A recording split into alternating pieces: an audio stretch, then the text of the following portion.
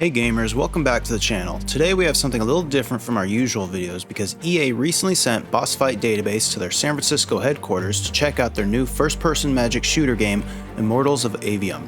So let's dive into my first impressions and check out some sweet boss fight gameplay.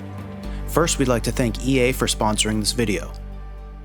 So in this game you play as Jack, a unique battle mage who's able to control 3 types of magic: force, chaos, and life magic. In the demo I played, in one level you're taught how each type of magic is used in combat. Basically, red magic is close range attacks like a shotgun, blue is long range like a sniper rifle, and green is more mid-range automatic but also has the benefit of homing onto enemies. The combat reminded me a lot of the modern Doom games, but you're not quite as agile, making it harder to escape from dangerous encounters and keeping you more rooted in the combat at all times.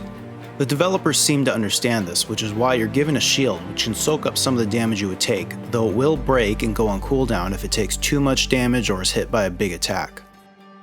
Since we're a channel that's all about boss fights, I was happy to see that there are plenty in the 3 levels we had access to.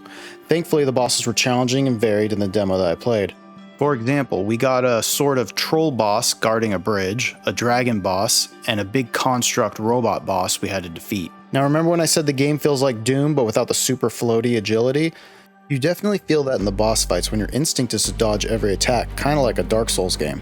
But you're only given 1 dodge at first and it's on a cooldown, so you have to really save it for the big attacks you can't escape. And the same goes for your shield. It's good for soaking up minor attacks, but a big attack will break your shield and put it on a cooldown. This sounds frustrating, and it was at first, but it actually forces you to plan your fights more strategically, which is a little different from the usual bullet sponge shooting games. Timing jumps to avoid sweeping attacks or saving your dodge for that charging attack is important for surviving these fights. You can also customize your magic quite a bit, whether it's the upgrade tree that can enhance your attacks, or the various pieces of gear which not only upgrade your defense but also change up the magic spells themselves. One piece of gear I found changed up my close range attack from a quick 3-shot shotgun attack to a slower but more powerful single-shot cannon attack. Some bosses seem to favor a more long-distance approach like this flying dragon, so upgrading your long-range blue magic would have definitely helped in this fight. I enjoyed my short time with the game, especially the boss fights, and I'm curious to see how the final product turns out.